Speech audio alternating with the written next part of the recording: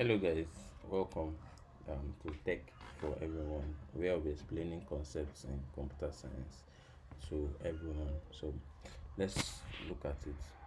So today we'll be talking about generations of computers and generation. These are the levels, the type of computer being used from a particular year to another year.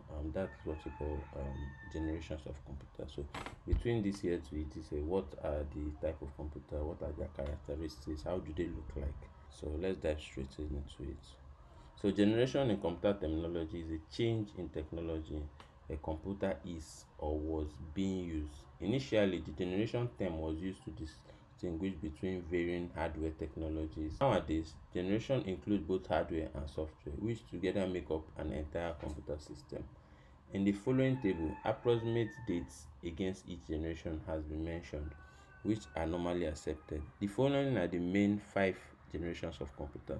So now, before we had like we had the first generation, second generation, third generation, fourth, and currently we are in the fifth generation of computers. So this generation of computers actually had different hardwares and different softwares to get now that they work with.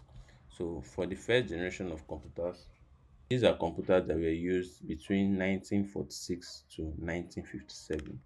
They were vacuum tube based.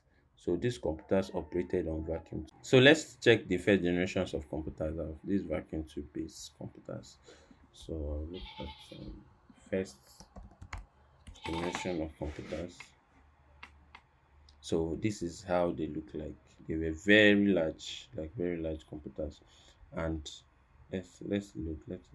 So look at them, very large. So they are based on vacuum tube. Let's see how vacuum tubes look like. Vacuum tube for computers. Let's see how they look like. So images. So these are how vacuum tubes look like.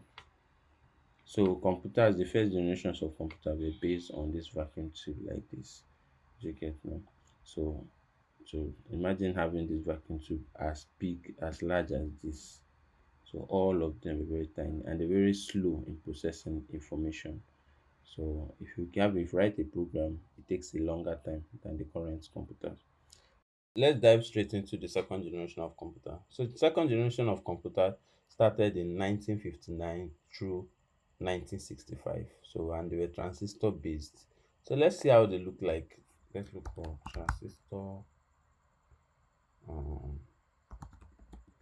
based computers. Let's just see how they look like. So you can look at they are no longer using vacuum tube as they are not the first, they are the second. The first ones use vacuum tube. Now this ones use transistors. So let's see how they look like. The images. Let's go to the images. You can see them, they're a lot smaller than the previous ones. So look at the previous computers, vacuum tube computers. Okay. So let's look at the images. See how large they were. Very large. You can see them. These are vacuum tube, very tiny.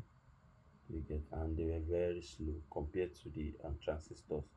So the transistor computers, this is how they were. They were the second generation, spanning from 1959 to 1965. So that is what we have about them.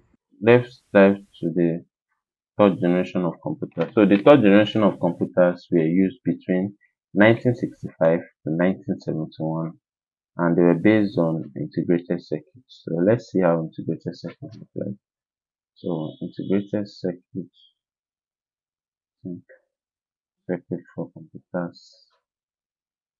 Yeah, integrated circuits is also called a chip. It's made of many semiconductor materials called silicon, which in which small electrical components called transistors were formed within the silicon. So let me just explain what it's saying. What it's just saying is that second generation of computers are transistors. Then they merged many transistors together on a board. You get now on a silicon board. That board is something like this that we see around. Let me open it on a new tab. So something like this. I don't know if this is even clear enough. So let me open it in. So this is it. On this board, I know we might have seen this board before. So once they put this together and put it on the board, they put multiple what do you call it? Multiple transistors together to make an integrated circuit. That we call it integrated circuit. Let's see how the third generation of computer look like.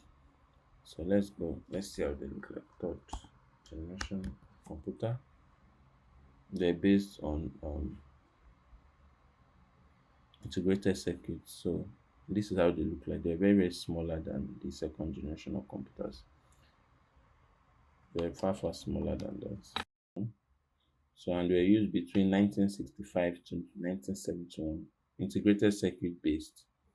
So for the fourth generation of computers, this is a computer used between 1971 to 1980, and they use very large scale integration of microprocessor. So let's see what very large scale integration of microprocessor means.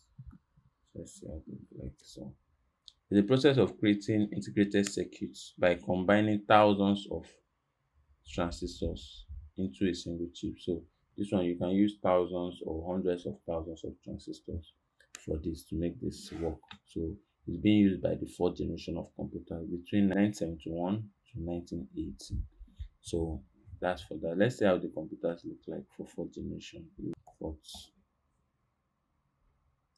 Okay, so this is a fourth generation computer.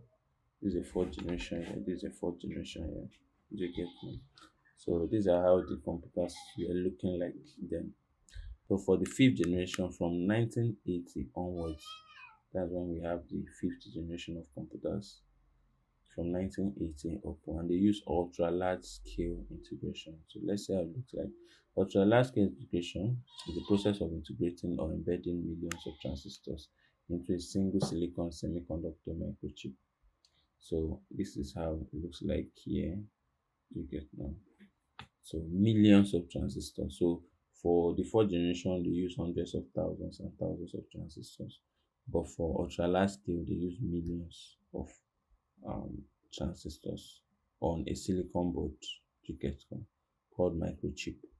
So that's for this. Let's see how they look like. So fifth generation, and they were very fast. They're faster than the fourth generation of computers. So you can see the fifth generation of computer. Our normal computers we use these days. So we have fifth generation here. So now I'm going to ask a question. I'm going to give a hint. So what are the other generations of computers that we have? Other generations. We currently the latest generation of computer was released in October 2023, and that is the 14th. That's the 14th generation of computers. So let's see. Yes, in October 2023, i9 Core i9 14900K you get now. So that is the current generation of computer, the latest generation of computer. So you can do your research on the fifth, sixth, seventh, eighth, ninth, 10, 11, 12. You get now. Do research on those ones and write it in the comment section what you learned about the older generation of computers and their features. Thank you for joining us at Tech for Everyone. We are going to be explaining concepts for different parts of computer science. Have a great day.